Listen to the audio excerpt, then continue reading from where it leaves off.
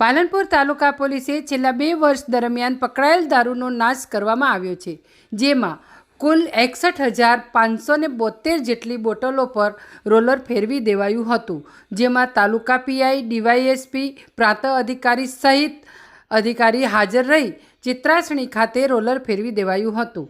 બનાસકાંઠા જિલ્લાના પાલનપુર તાલુકા police station ખાતે છેલ્લા 2 વર્ષ દરમિયાન પકડાયેલ 61,576 વિદેશી દારૂની બોટલો અને બિયર મળી કુલ 1,13,00,000થી વધુના વિદેશી દારૂ પર રોલર ફેરવી દેવામાં આવ્યું છે.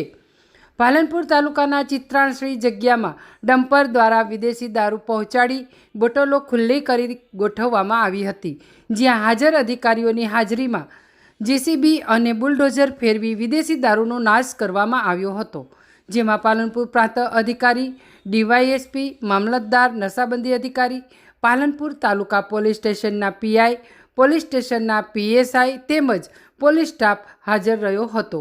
Bureau report, street news, Banaskantha.